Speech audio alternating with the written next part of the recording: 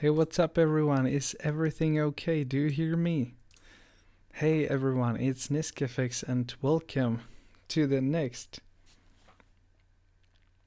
episode. No, it's not next episode.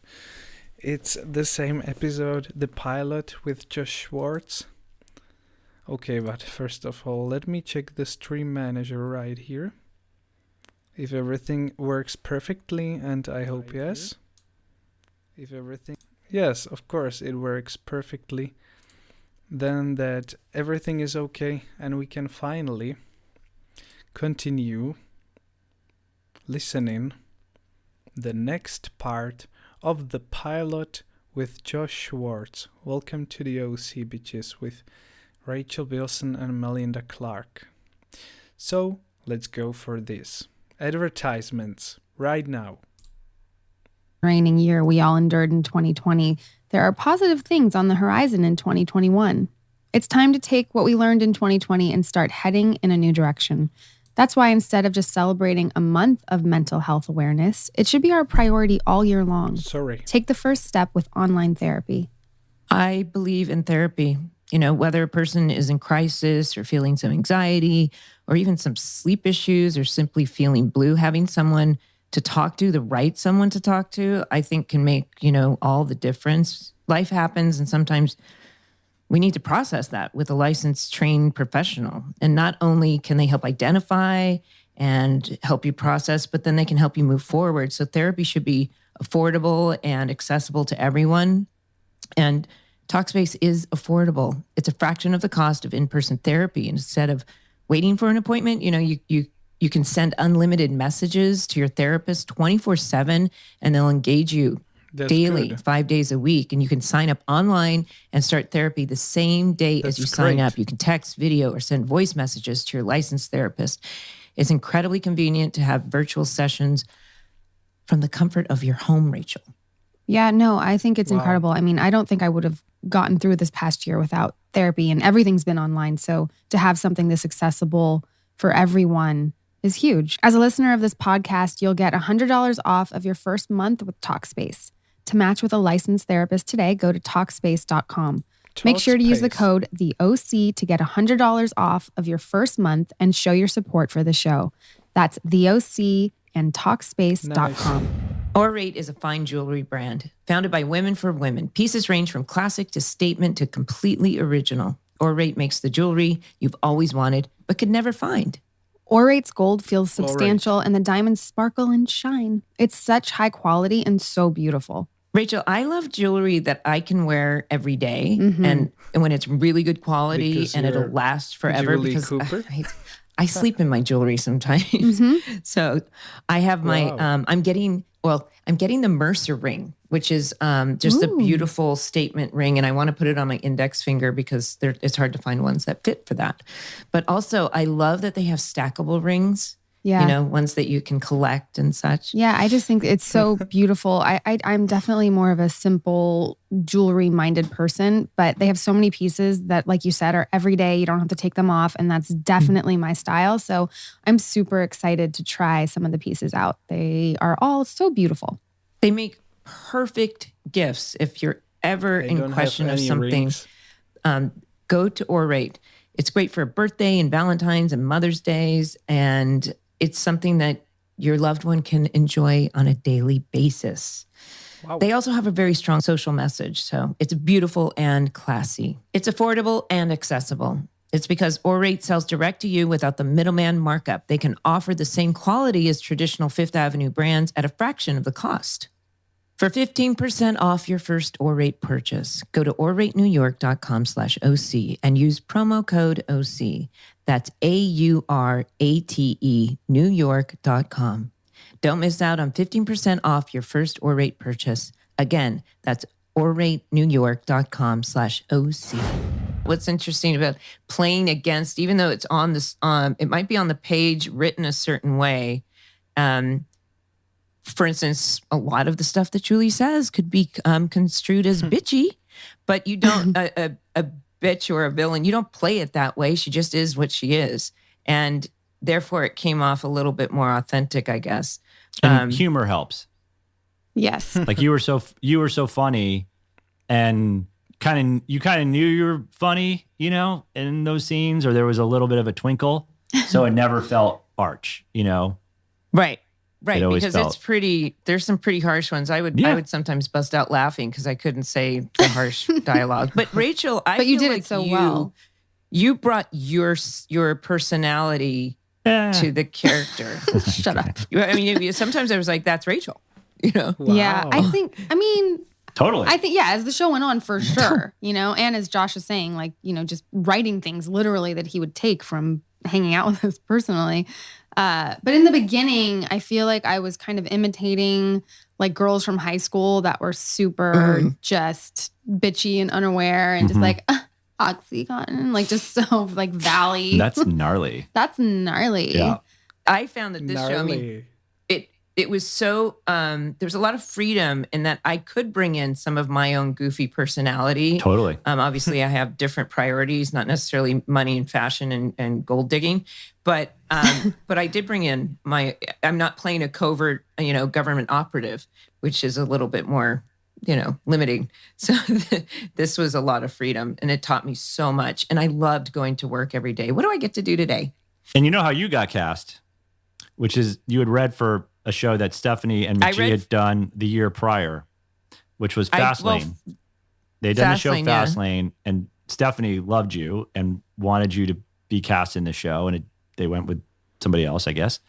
And so when we were looking at Julie Cooper, Stephanie's like, she might be too young, but Melinda Clarke is awesome, so we have to bring her in for this. Well, so. I auditioned for Kirsten, I thought first, but then I read that there weren't any Julie Cooper there wasn't dialogue. I remember the first time I came in, I was literally stopping at Wonderland. It was you and Patrick Rush, and I was driving to my mom's house in Dana Point.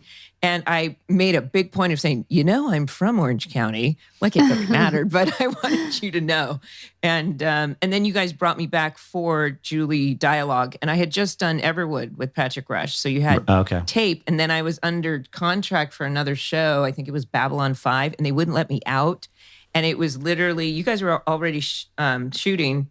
And we begged for myself to get let out of that other contract. Mm-hmm. And I went to work the next day. It was kind of like down to the wire. Yeah. So I remember I wanted to audition for Marissa because our friend Olivia, who Josh and I, a mutual friend of ours, was auditioning for Marissa. And I had read the material before I got the audition for Summer. And I was like, I want to read for that part. Like I loved it. And then I got, I don't know, you know, called in for Summer. And I was like, man, I really wanted Marissa. And then here we are. But I think we were also looking for actors who felt like there was some humor there too, you know, that everybody could play both the drama and the comedy. So that's why when you came in, it was a small scene. It was funny. But it was just funny. You're like, oh, this is a little Spitfire. This you can see, and like a good contrast with Marissa. And then obviously once we started getting into scenes with you and Seth, like that chemistry became really clear and apparent. Oh, right. Me and Seth. So when Ryan can't, he gets kicked out and Sandy picks him up. I think this is important to note that first of all, Sandy shows up in a fancy car and then drives him from Chino. And you made a comment on the commentary. It's like, has Ryan even ever been to the ocean or Newport? I mean, has he ever left Chino? But the photography shows you're selling the beauty of Newport, and Ryan has no idea what he's going into, and all of a sudden the car drives up to this gated community, this beautiful house. And then the next morning he wakes up and he's actually on top of the world with this epic view. And where have I landed? This is not what I expected yesterday when I was in juvie, you know? Yeah. So, and we shot all of that in Malibu. Right. Mm-hmm. And this is where we should shout out to Doug Lyman, who directed the pilot. That's right. And Doug is really great at just kind of inventing shots on the fly and inventing moments on the fly.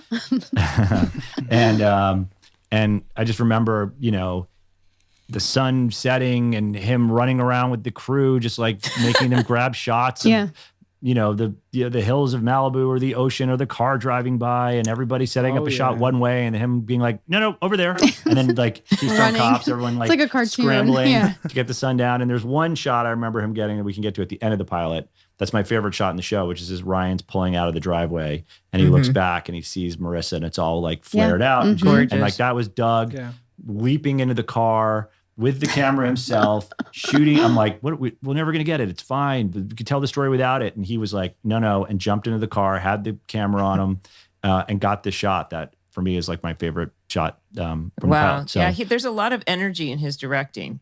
A lot of energy, and he comes at things in a way that's not obvious or not cheesy. It feels more grounded. It's all organic and very passionate, that man, with his, and it shows for sure. He has his point of view and he'll get it to kind of at any cost. Right. And even the way he shot certain things, like when Ryan carries Marissa to the pool house, again, I'm jumping around, but shooting that on Ryan's back, and so you don't actually see them full on. It was surprising. At first you're like, is that going to work that we're on behind him? And then it actually makes it more compelling and more interesting, and it just kind of gives it a little bit more of a an indie filmmaking quality. I have news for you. It worked. It worked. Yeah, I guess it worked. Okay, now we're at the driveway. It's not a stray. You brought him home. It's not a stray puppy, Sandy. Okay, yeah. We have the whole scene where Peter comes in and tries to sell Kirsten. It's not a stray puppy, Sandy. Right? Is that our line? Yeah, sorry. And they had such a nice chemistry as well. And you felt like Kelly was someone who felt smart, incredible. And even though she was of this world, she didn't feel like the other Noopsies, that there's just something about Kelly that's just like not rigorously intelligent. Oh, yeah. And that she loves her son. And that there was, but there was still a part of her that felt a little bit, not like emotionally detached, but just a little bit cooler than Sandy, who kind of just like leads with his heart. Right. And they have this backstory that that kind of comes out of like once upon a time they were driving around in a mail truck and they smelled like patchouli and that they were hippies. And now she kind of went back to her dad's company and went back to, being kind of the daughter of this, Donald Bren type CEO magnate. And what had she compromised?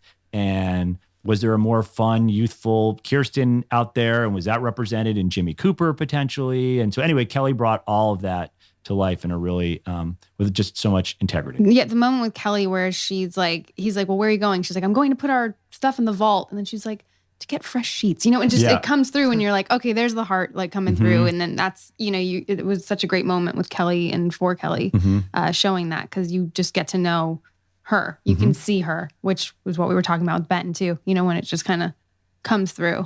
And that moment for me really showed it with Kelly. You're building this relationship between Sandy and Kirsten. They have such a mutual respect for each other, and that's every audience member and child alike would say, I want parents like that. I want a relationship like that.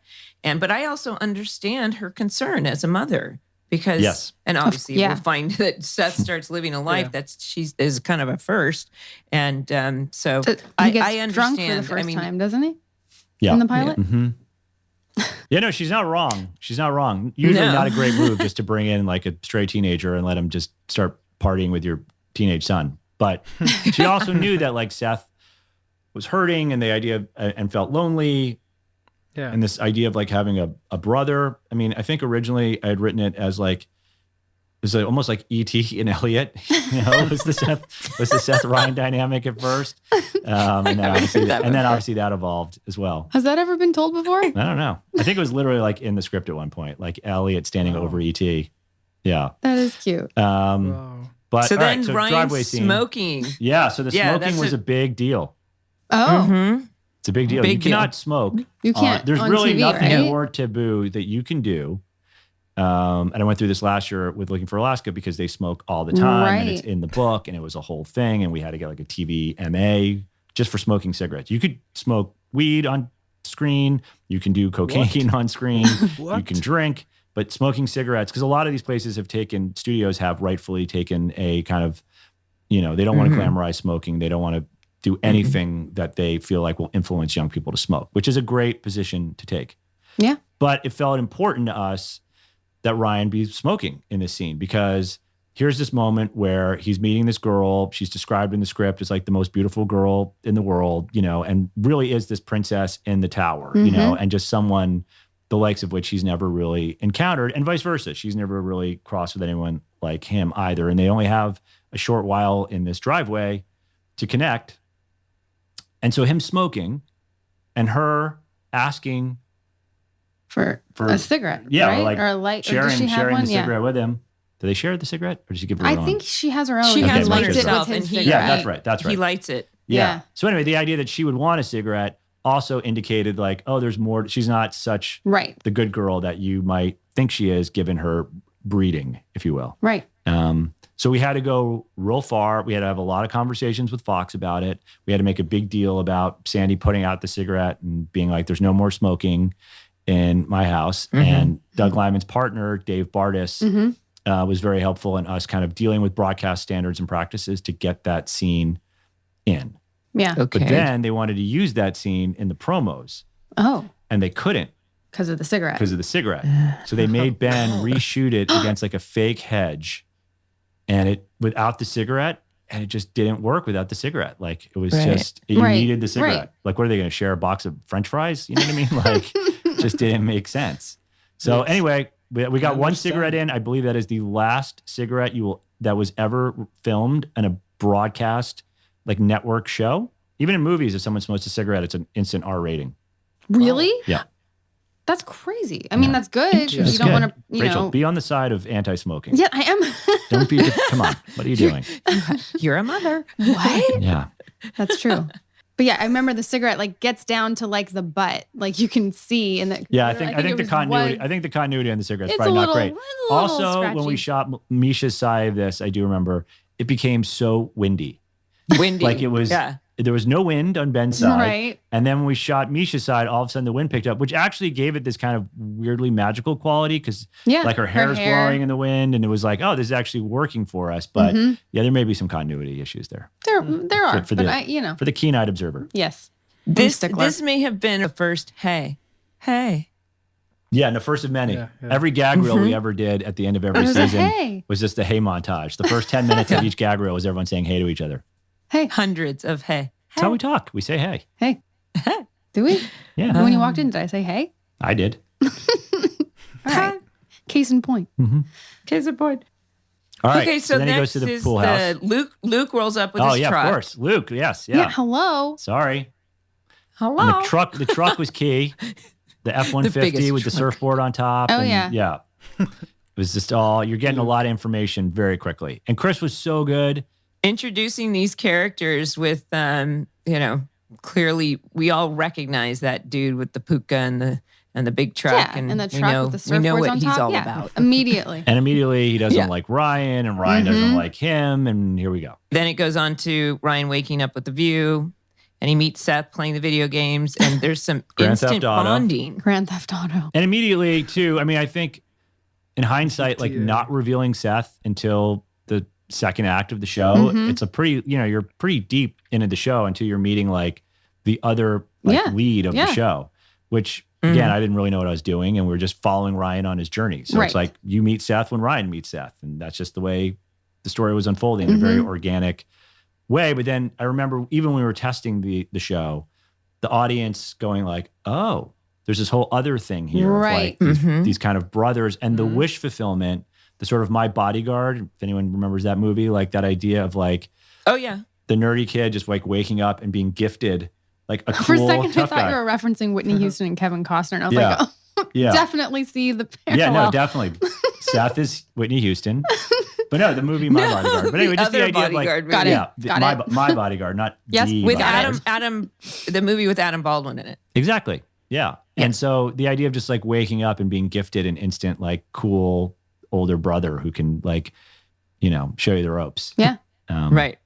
In his iconic wife beater. Yeah. Cool. I mean, not cool, but. Right. Yeah. And then Seth takes Ryan out on his summer breeze boat.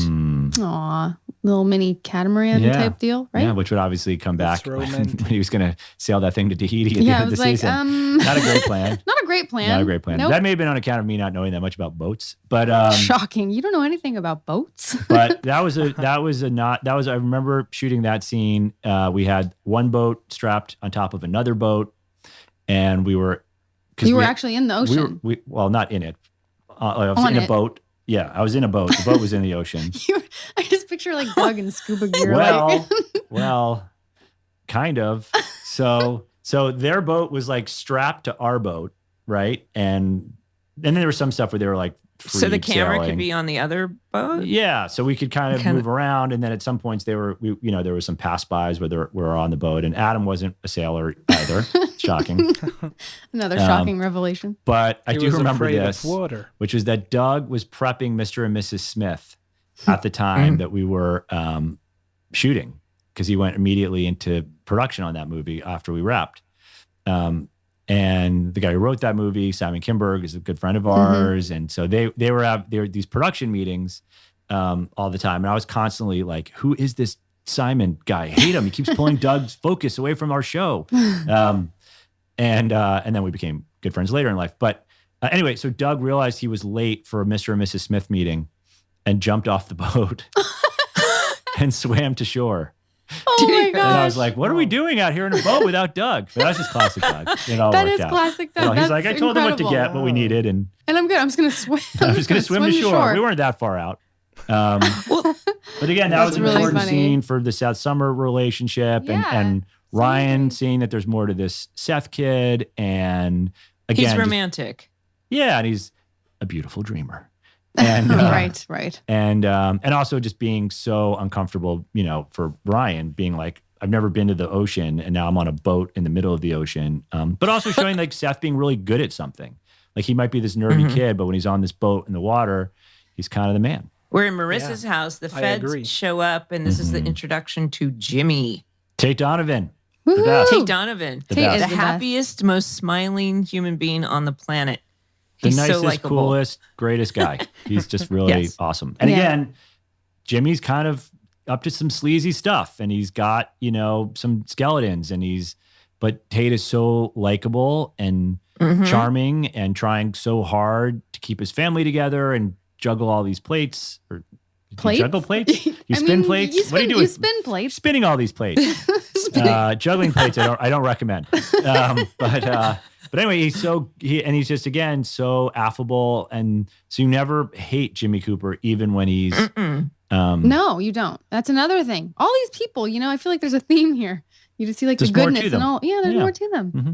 Yeah, they're all outsiders in their own way. That Jimmy Cooper seemed like the ultimate insider, and he was like a Newport Beach golden boy. But even he now is finding himself struggling to, make ends meet. And, he was probably trying to keep Julie Cooper and the lifestyle to which he was accustomed, and started borrowing from Peter to play Paul of his clients, and then things went sideways, and now he's got the feds knocking on his door. Yeah. How could you ever be mad at Tate Donovan? You can't be. You can't. No. What about casting Tate? Why don't we just touch, or who were other people, like, how did that happen? Why Tate? From your perspective. Yeah, I mean, I knew of Tate. He'd been working like forever. Joshua. Sorry, Friends reference. He was on Friends. Oh, was that Joshua? That was his part on Friends? I didn't know that. With Jennifer Aniston. I knew him from Love Potion #9. Oh, I know that one too. Yeah. I know. I love Sandra that movie. Bullock. Space Camp. No, you lost me. Space Camp? Yeah. You've never seen... Oh, come on. You've never That's an seen- 80s classic. Me neither. Can't speak today. 80s classic. I wonder why. Why can't you speak today, Josh? I don't know. Why, Rachel?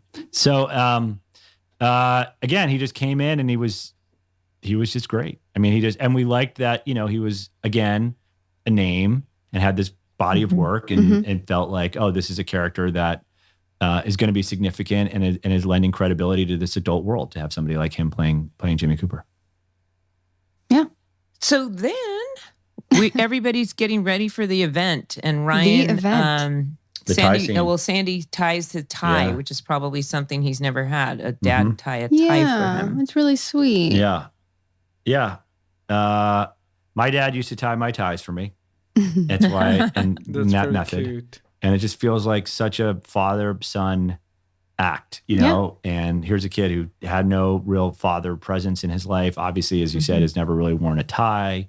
And it instantly, I think, was such a strange feeling for Ryan, and something that he probably wasn't even aware how much he was longing for, and I think the Sandy Ryan connection is as important to the show as the Ryan Seth connection in terms of what wish fulfillment, is happening Sandy in the show sees for himself Ryan. in Ryan. Yeah. Sees himself in Ryan, feels for Ryan, and I think, and Ryan obviously sees this like incredible, parental father figure. Also, he's living in this. We kind of skipped over it. This amazing pool house. on this cliff. Oh, yeah, the pool house. Yeah. It was built for the pilot at that property. Especially. Correct. And then was we it? had to, and then, yeah. It was built for the pilot and then recreated on set. Mm-hmm. I'd like to live in a pool house. Our fake grass in our pool that was 2 feet deep. Yep. And the fake backdrop. And I remember, I think the first episode or two, the grass was like real fluorescent. It was like fluorescent green. It was like a putting. And I was freaked out about it. I'm like, oh my God, this looks terrible. And Bob D was just like, listen, one day, years from now, the show will be on. It'll be like at a restaurant or a bar, it'll be on TV, and you'll just look up, you'll be like, that looks pretty good. Don't worry about it. And he was right. No one noticed. The things you freak out about, you think people are going to notice. Well, you particularly tend to fixate on notice everything details. and remember everything, I'm sure. And remember. So thank I you. only remember slights. Just like what? I only remember slights, like when people slight me. Right. That's what I remember. Like most of the things you say to me, I hold on to you because they're insulting. Yes. That's what I do best, though. So let's go to the party. Let's just go to the party. Can we not skip the intro of Caitlin Julie Cooper and Julie? Your bangs, right? You have a whole run on her hair. We see Julie and Caitlin and Shailene Woodley. Shailene Woodley. Whatever happened Shailene to Woodley? Shailene What Woodley? happened? What I happened to hope that she's girl? doing well. Yeah. Just had no career. China has alopecia. China has alopecia. So yes, she was Julie's a little that's actually, I do remember that line. Are you going to wear your hair back down like that? Or sorry, are you going to wear your hair? I thought you were going to wear your hair down, pulled back like that. It's a little harsh on your angles. That's very, very. But I feel like right then and there, you know everything you need to know about Julie Absolutely. and Marissa's And their relationship. Yeah. And that Julie is both living vicariously through Marissa because she's got this life that Julie wasn't gifted, wasn't handed. Julie had to claw and scrap her way into Newport Beach and got Jimmy Cooper and was like, this is my ticket out of her Riverside world into the Newport Beach world. And unfortunately, sometimes it may have manifested itself. Yes. With Marissa. A little self-centered. A little sometimes. Okay. She evolved. A wee bit. She grew. She definitely had a story arc. So Seth says at the party, welcome to the dark side. I think this scene I'm weirdly really familiar shows with that comment. That world. This scene shows incredible editing by Norman Buckley, and it was really just a beautiful, epic our first epic party, correct? Mm-hmm. Yeah. Wait, is that where we meet Summer? Did we meet Summer at that party? That is yes, where we that's meet where we meet Summer. Yeah, we could skip that part. Yeah, not important. But first, before we get there, shout out to Todd Sherry. That's right. Who is Patrick Rush's casting associate on the pilot, who played the waiter. Yep. With the crab and brie philo. Mushroom leek. Crab and brie philo. Yep. Yes.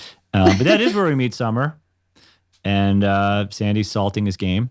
That's right. Salting his game. Yeah. He points at Summer. And Seth and Luke. He's like, is that Summer? Yeah. That's a classic Sandy Cohen Seth scene, right? As a dad, I get that now. Yeah, totally. I look at myself in that scene. I'm like, oh my God, my hair and my makeup. It's just like, it's wait till we get to your fashion show. Oh yeah, that's dress. right. That's nothing compared to the fashion show look, which but we will poor get Seth, to. Summer's into Ryan. Oh, that's right. Who is that? Yeah. I remember Who's what that? I said. Who is that? Well, I'm going to find out. I'm like very determined to find out who that is. Yeah. I was determined.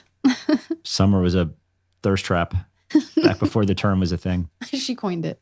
Your favorite scenes, and I love this little scene. Seth and Ryan sit down at the table of kids with Caitlin and Chester. Yes. Which was kind of your ode to the freaks and geeks. Yes. Yeah. That was going to be its own show. It was like Seth. Really? And like his only friends were the kids he gave sailing lessons to. So cute. And so they got sat at the kids' table. But in the course of editing, that was just we just could only really allude to that scene. And then we're backstage at that fashion show and it's insane. Oh, but there's one other thing at the party on the Kirsten front, which is when she catches Ryan trying to order a 7 and 7. Oh, right. And it's like, I want to make sure, I don't. That he's right about you. Yeah. That Sandy's and again, right that about was another scene Ryan. of Kirsten showing that she was that she was rooting for Ryan, but she was also going to be somebody that, Ryan was going to have to, live up to, that she wasn't just automatically inviting this kid into her house, no questions asked. Right. Yeah. So now we're at the show. actual fashion show. Shot at the where was that? Wilshire IMPBL on in like Hancock Park. Yeah, I remember that actually. Where was it? Weirdly. The Wilshire Bell? It's like, it was in the theater, right? Yeah. I remember a camera guy fell off the stage. What? A steady cam operator. I kind of remember that too. You do? I don't. But yes, Rachel, I think you emerging on that runway with that eyeshadow was pretty epic.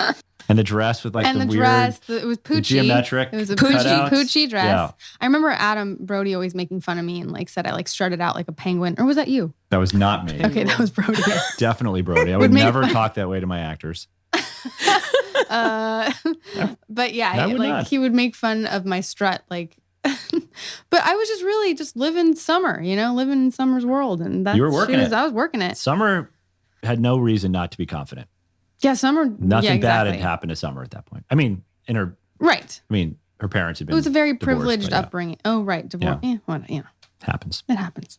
But that's also where we see how backstage of the fashion show a lot is revealed. Which I really like the moment between Summer and Marissa where the vodka. Yeah, she busts into the bathroom and has like glasses of champagne. It's like, look what I stole. And then Misha just pulls out a full bottle of vodka. Bottle. It's like, but look what I stole. You're like, oh, these girls are interesting. Yeah, no, and again, with Misha, she's so angelic and she was so young. And this idea that this girl who seems like she has it all is got this bottle of vodka that she's like, and that she's not drinking for fun. She's not drinking to party. She's drinking out of like anesthetizing herself, or she's trying to like escape, numb the pain, escape, and that there was this kind of darker, more tragic element to her. And Misha was always great at embracing that and leaning into that and being more than you expected that character to be. Yes, as well as being a fashion icon and the first person in the show who really broke out. Oh yeah, completely. First cover. She was like cover of Elle and Lucky all these crazy magazines. Was the first cover. Was it Lucky the first? Yeah, that was the first one. That's cool. She often was able to bring. Did she bring some of her own dresses or to the show? Did she wear some of her own? She was getting lots of stuff sent to her. Designers were sending stuff. Like I remember the first time she wore like a Chanel or something, and I was like, "Holy crap, that's Chanel!" It was just like, like just this pivotal moment of like, "Oh wow!" Like she almost instantly became a fashion icon. Like I remember somebody early when the show was on was like, "The OC, is that the one with that Misha girl in it?" And I was like, "Oh, interesting." So she broke out immediately. Yeah. And, I remember you saying you're like, "No, like she's gonna." You had that feeling about her. Yes. That she was definitely going to She was just somebody that was going to be incredibly aspirational for women and girls and kind of a fashion icon. Yeah, for sure. I've always said that not only, you do reflect pop culture, but this show ended up creating it maybe unknowingly, but whether it was fashion or music or, even comic books became more popular. Right now, I have to stop it. Because I thought that this episode I'm gonna separate it. My glass is perfect. I'm gonna cut it into 3 parts. And right now my eyes are a little bit hurting. I don't know why. Because it's nearly midnight and I'm tired. So my reactions aren't so maybe active.